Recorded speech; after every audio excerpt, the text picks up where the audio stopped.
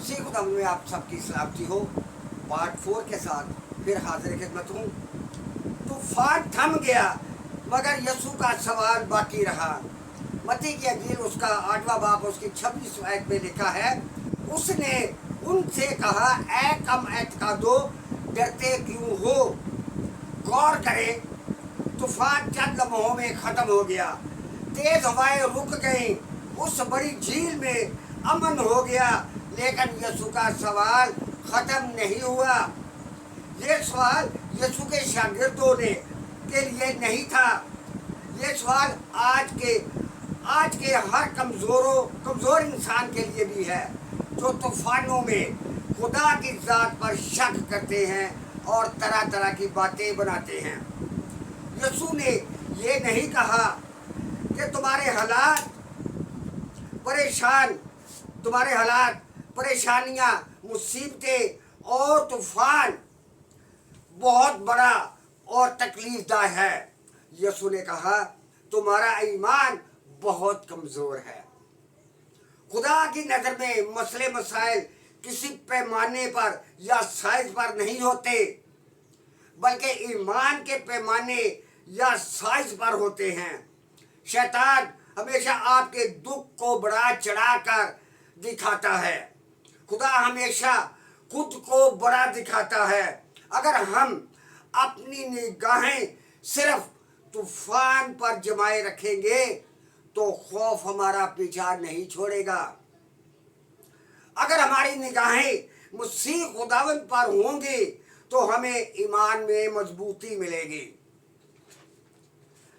इस वाकया के बाद शागिर्दों के पास दो रास्ते थे।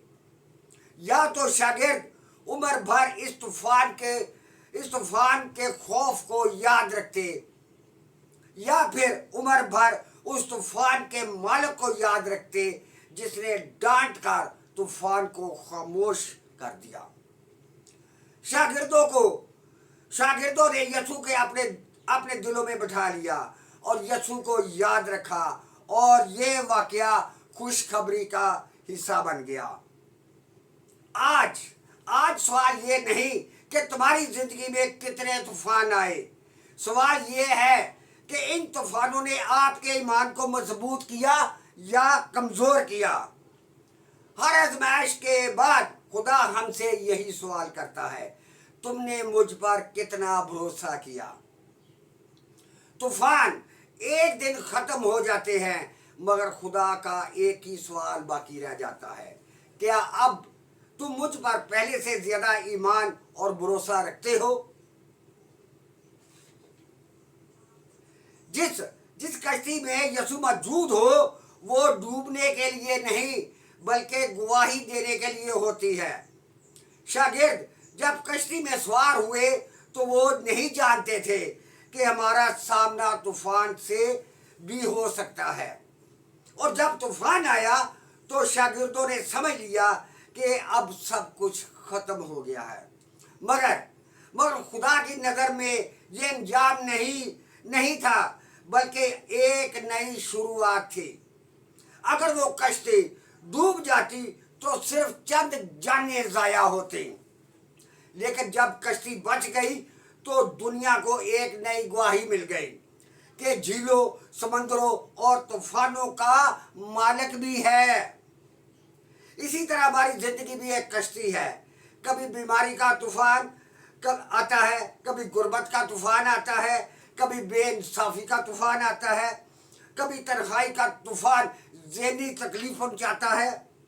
इन्हीं लम्हों में हमें लगता है कि शायद हम भी ख़त्म हो जाएंगे, लेकिन हमारी ज़िंदगी की कश्ती में यसू मौजूद है तो अंजाम हलाकत नहीं, गवाही है। खुदा पर ईमान के बाद सिर्फ हमें नहीं बचाता, बल्कि हमारी जिंदगी को दूसरों के लिए एक पैगाम बना देता है। कल लोग हमारा दुख देख रहे थे, आज के बाद वही लोग खुदा की कुदरत को देखेंगे। कल लोग हमारी बेबसी के गवाह थे, आज वो खुदा की वफादारी के गवाह बनेंगे। शैतान तूफान भेजता है ताकि तुम्हारी गवाही खत्म हो जाए, लेकिन खुदा इसी तूफान को तुम्हारी गवाही का सबब बना देता है। रोमी 8:28 में लिखा है, और हमको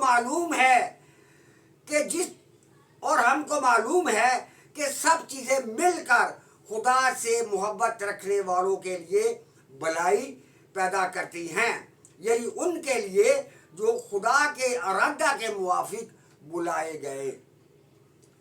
जिस कश्ती में मसीह खुदा मौजूद हो वो तूफान से गुजर तो सकती है, लेकिन तूफान में गुम नहीं हो सकती, क्योंकि खुदा अपने लोगों को बचाता ही नहीं बल्कि इनकी जिंदगी को अपने अल्लाही जलाल के लिए गवाही भी बना देता है। यहाँ पर हमारा चौथा पॉइंट जो है वो मुकम्मल होता है। पांचवें पॉइंट पर फिर मिलेंगे। खुदा हाफिज।